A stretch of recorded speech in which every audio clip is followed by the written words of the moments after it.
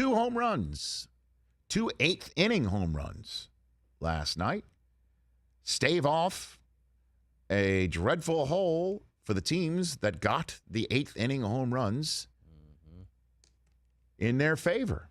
Let's start here in Los Angeles. Cody Bellinger, who came up with the base hit in Game 5 against the San Francisco Giants after a brutal season. He goes yard. A 3-run jack of a high fastball out of the zone. He tomahawked. I'm sorry to use the phrase, but that's what he did. He tomahawked, chopped it right against the Braves into the right field bleacher / pavilion, and the place went nuts. And, Luke Jackson gave it up, and then Chris Taylor gets on base, and you just knew when Mookie Betts stepped to the plate that was not going to go your way in the Atlanta Braves world. It just, the momentum was all Dodger blue after it was all Braves. Adam Duvall with a big game, Charlie Morton with 5 solid. Jock Peterson and his pearls. Young Jock. Still hitting the baseball, and what was that with that necklace? It's something he's been doing all postseason. It's hilarious. And, as you know, Jocktober is a member of the tribe. It could be his bubbies. That's good point. Very well could be. Chris, I know this upsets you to bring up Mookie Betts, but I was thinking, man, if Boston still had Mookie Betts. Oh, God. Oh, my goodness. Well, it would be don't even go down that road. Yes and no. It would be, look. I'm kind of over it. But the Red Sox are in a best of 3. Yeah, we're in a great spot. To make the World Series, which everybody in Boston would have signed for when pitchers and catchers reported. Jeez, of course, yeah. And on opening day, Memorial Day, All-Star break, every step of the way. Labor Day, a month ago, name a day. But it was the brutal. Red Sox would have signed for best of 3 against the Astros to make the World Series. That's the way you've got to look at it after Jose Altuve hit an 8th-inning home run down 2-1. After Bregman hit a home run to start the scoring, and then Bogarts hit a 2-run shot to make it 2-1, and that's the way it stayed until the 8th inning last night. Shocking. Nick Pivetta with some nice work starting, and then Greinke he was an opener last night for the Astros. Yeah, it was clear he didn't have it. And we just got to get competent home plate umpires. No, and so it's just come on. So this game was tied entering the 9th. And Nate Eovaldi is brought into the game.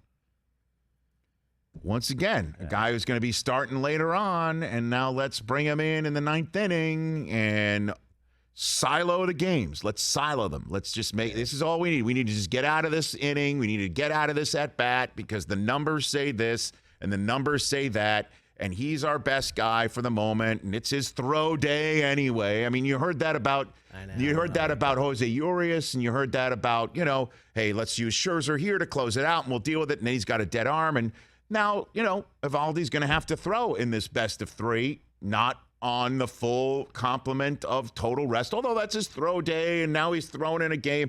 And so let's just silo everything and make sure that we're getting out of an at-bat, getting out of an inning, getting out of a game, getting the out we need.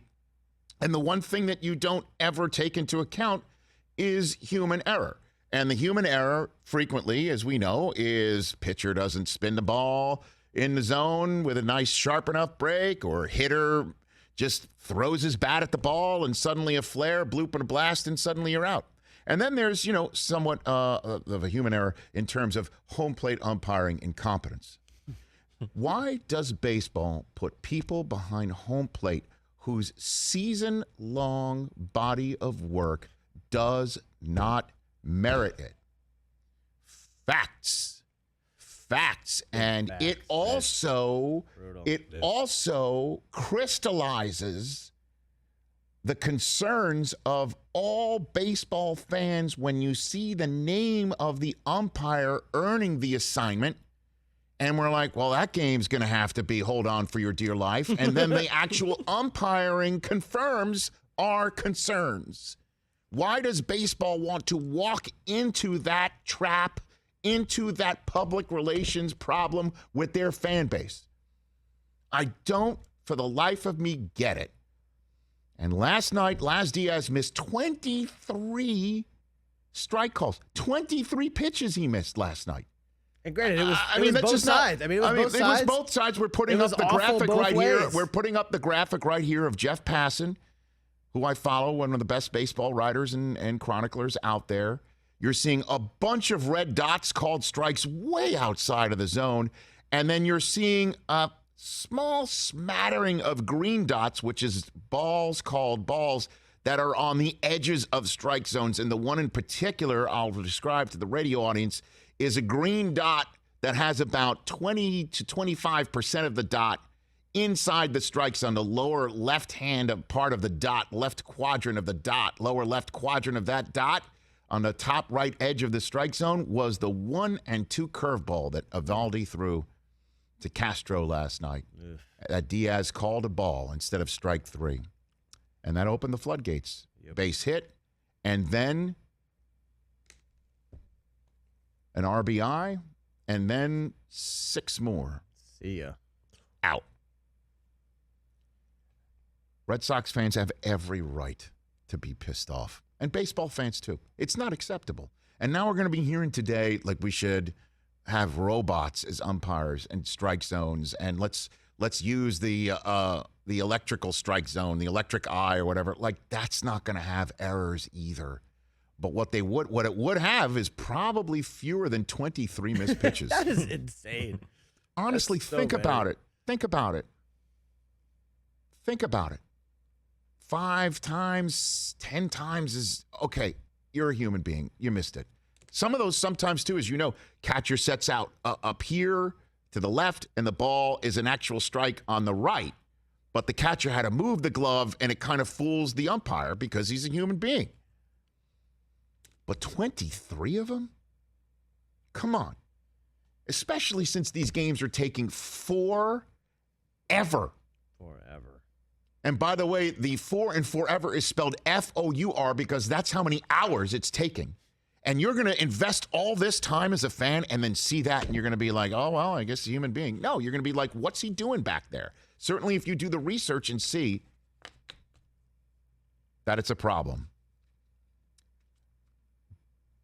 I don't know what the answer is other than the fact is I'm not going to be for robots umpiring. No, me neither. Ever, Rich, ever. And to your point, last night was a great day for baseball. An unbelievable comeback by the Dodgers. Same for the Astros to keep their series alive. Like, if both those teams lose those games, for all intents and purposes, their series are over. And they kept it alive, and now we're going to get more baseball. But all we're talking about today is umpiring. It sucks. I know in the NFL, and I think the NBA as well, is that they compile their stats just like everybody else. And if you miss too many pitches, you're out. You're not going to be in the LCS. You're not going to be in the World Series. I don't know what he was doing back there. Just look at this guy's stats for this year. Hey, you watched all the way to the end. Thanks for that. Watch more right here.